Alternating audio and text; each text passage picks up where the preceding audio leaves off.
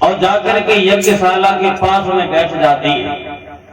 यज्ञशाला के पास में जाकर के जब सती बैठी, वहां पे एक पर्दा में लिखा हुआ टंगा था, जो भोले बाबा के नाम की आहुति लगाएगा उसे कटवा करके इसी यज्ञ में झोंक दिया जाएगा। आहा, सती ने जैसे ही अपने भोले बाबा का अपमान देखा, आंसू निकले आए और कहने लगी, अरे पापी पिता दक्ष, तूने मेरे साथ में एक भी काम अच्छा नहीं किया। अगर मेरे भोला को नहीं बुलाया तो नहीं बुलाता, लेकिन जो तूने इतना बड़ा अपमान मेरे भोला का किया है कि भोले के नाम की आहुति लगाएगा उसे यज्ञ में चढ़ाया जाएगा। मेरे भोला इतने बड़े तेरे लिए दुश्मन बन गए।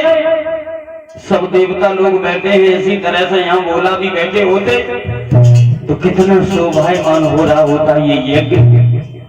क्या शोभा होती इस यज्ञशाला की, भोला की लंबी जटाएं फैली होती तो फिर बात ही क्या थी। और भोला के साथ में सती भी बड़ा खुशी से यहाँ बैठी होती।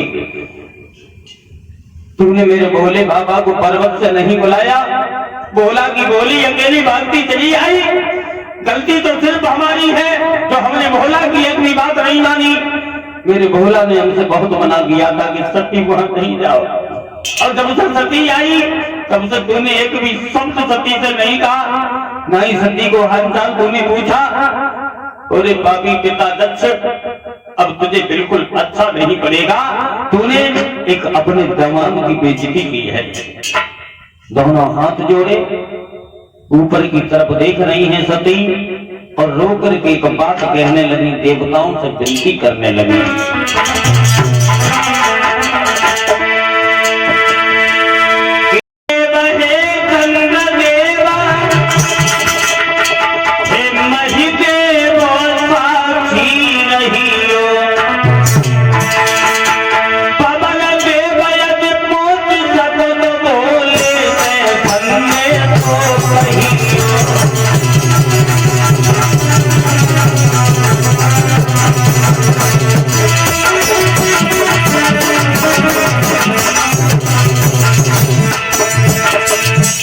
पत्नी तो वही है जो अपने पति का अपमान किसी भी जगह पे न देख सके। पिया मन भाए सुहागिन वही है, दिल से उतर जाए अभागिन वही है। मालूम है वो पत्नी नहीं है जाए में जो अपने मायके वालों को अपने पति का अपमान करवा देती है और खड़ी खड़ी देखती रहती है। वो क्या पत्नी है, मायके में पिता उसके पति को गालियां दे रहे हैं और बिठानी खानी हंस रही है। सती को वो बेइज्जती भोला की बर्दाश्त नहीं हुई और एक बात कही,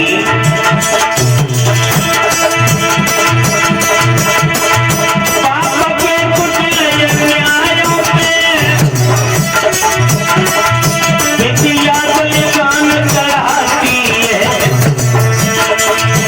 सबके बसवाई के जो ये सती सती पे जाती है।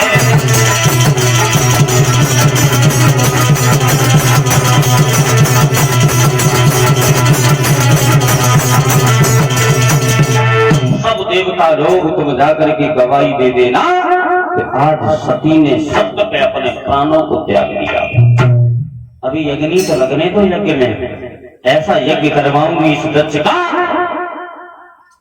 ये बहुत बड़ा यज्ञपति बन रहा है, बहुत बड़ा यज्ञ करवा रहा है, लेकिन इसमें भोला को नहीं बुलाया। अगर मेरे भोला यहाँ नहीं आए तो इस यज्ञ को मैं विध्वंस करवा दूंगी, इस यज्ञ में कूद करके अपने प्राणों की आहुति दे दूंगी। अब लौट करके कैलाश पर्वत में नहीं जाऊंगी। मेरे भोला ने बहुत मना किया था, आज हमें बहुत समय याद आ रहा है। मैं बार बार जिद कर रही थी, लेकिन मेरे भोले बाबा बार बार हम तक मना करते रहे, सती न जाओ, वहां न जाओ, तुम्हें बिल्कुल आदर नहीं मिलेगा। और मेरे भोला ने जहां जाने से मुझे रोका, वो अच्छे के लिए रोका। जब जब मैं भोला की बात नहीं मानी तब तब मुझे नीचा देखना पड़ा है। लेकिन इन देवता लोगों एक बात ध्यान रखना, मैं मर तो जाऊंगी मगर भोला के बगैर रह नहीं पाऊंगी। धना मोई इतनों की जो ये सती सत्य की धनी रहे, ये जब जब जहां जहां जन्म में तो भोला की टहलनी बनी रहे। जब जब और जहां जहां मेरा जन्म हो, हर बार मेरी शादी भोला के साथ में हो। कितना बड़ा वचन मांगा है। और इतनी बात कहने के बाद जब उस यज्ञ में अग्नि लगाई गई, वो आइए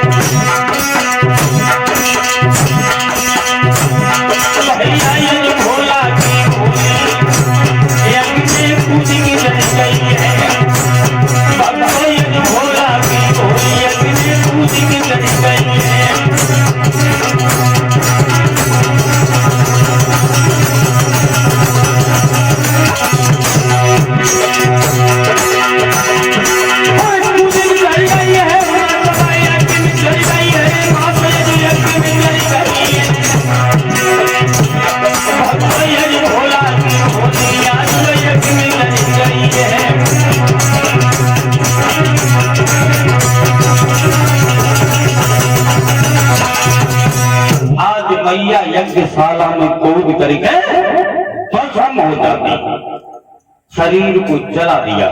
और जब भोला की भोली ने शरीर जलाया, जो दो गल होता हुआ देखा तो रोने लगे और कहने लगे मैं लौट करके क्या जवाब दूंगा भोले बाबा को। हमसे भोला ने कहा था जब लौट करके आओ तो मेरी सती को अपने साथ में लेकर के आना। अब मैं क्या जवाब दूंगा जाकर के।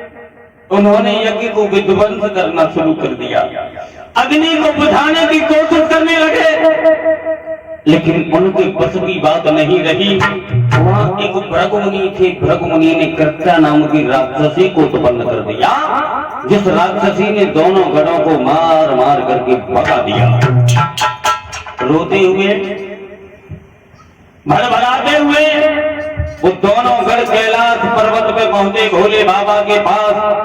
भोले बाबा कौन गढ़ो? भोले बाबा तुम रो रहे हो भोले बाबा तो तुम्हारे रोने का कारण क्या है गढ़ो? कारण भोले बाबा सती कुंड में गिर के भस्म हो गई। मतलब मेरी सती शायद अब इस दुनिया में नहीं है। नहीं, बिल्कुल नहीं। यह कुंड में मेरी सती को किसी ने धकेला था क्या? वो खुद कूद के मर गई। मेरी सती मुझे छोड़ करके यज्ञ में कूद के चली गई। भोले बाबा चली गई। मुझे समझ नहीं आता अब ये भोला बगैर सती के किस तरह से कैलाश पर्वत पर रह पाएगा। भोले बाबा की क्रोध की ज्वाला भभकी, अपनी जटाओं को भोला ने खोला। हुआ ये, अरे खोल की जटा धरने में मारी,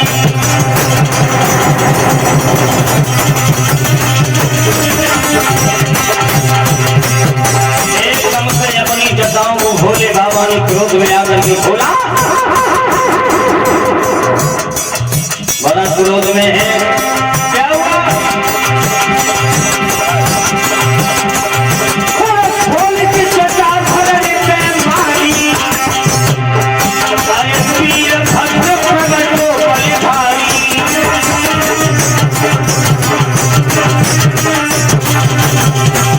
जैसे ही जटाओं को जमीन से पटका, एक वीर भद्र नाम का विशाल राक्षस आ गया।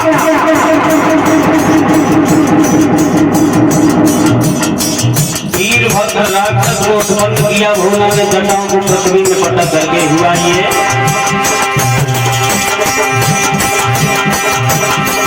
वीरभद्र को पैदा करके तब भोला ने करी धुलाई।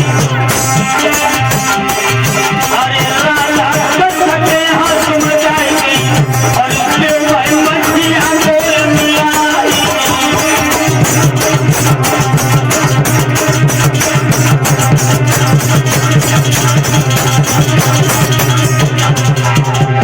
भगवान भोले बाबा कहने लगे, वीरभद्र राक्षस तुम राजा दक्ष के यहाँ जाओ, जो यज्ञ हो रहा है उस यज्ञ को जाकर के विध्वंस करवा दो।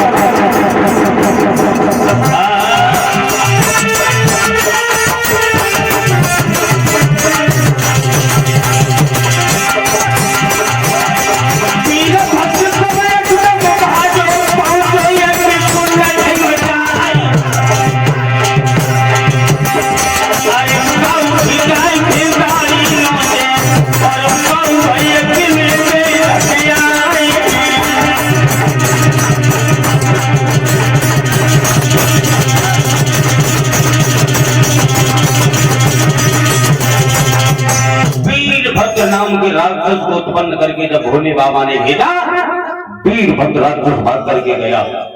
तमाम महात्माओं की भीड़ लगी थी, किसी की दाढ़ी नोचने लगा, किसी को पकड़ पकड़ करके यज्ञ में झोंकने लगा।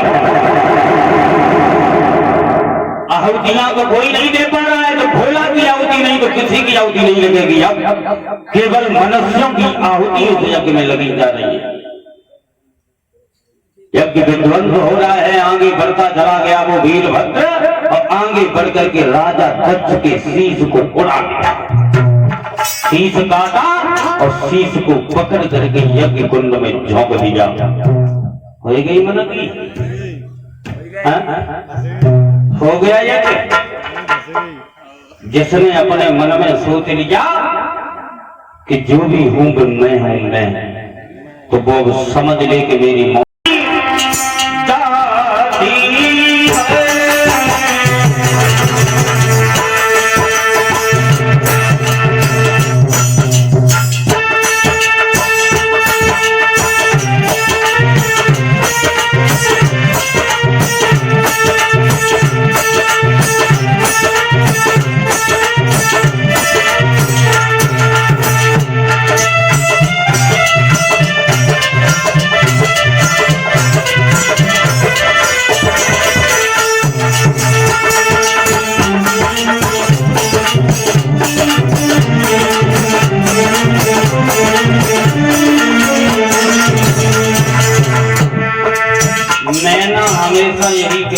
कहती है कि मैं कुछ ना, वो पिंजरा में पाली जाती है। हालात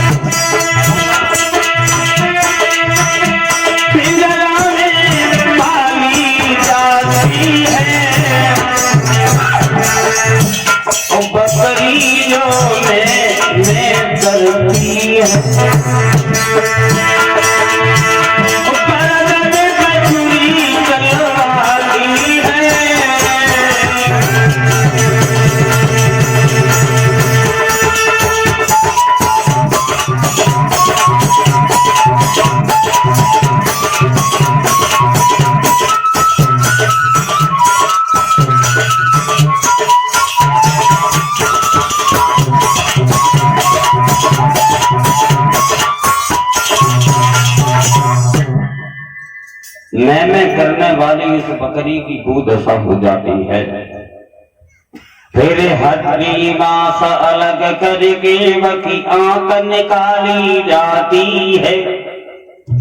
उसी आंत को ले करके एक दांत बना ली जाती है। तो मैं कभी न करो, जब कहो तो मैं ना, मैं कुछ भी ना, जो भी हो वो आप हो, मैं तो बहुत छोटा आदमी हूं। लेकिन आजकल थोड़ी सी प्रभुता पाने के बाद व्यक्ति बौखलाने लगता है, अपनी औकात भूल जाता है। ये सोचता है कि अब जो हम हैं वो हमारे समान दुनिया पर कोई है ही नहीं। जो गरीबी की गली से निकल के आया है वो गरीबों का सम्मान जानता है कि गरीबों का सम्मान कैसे करना चाहिए और गरीब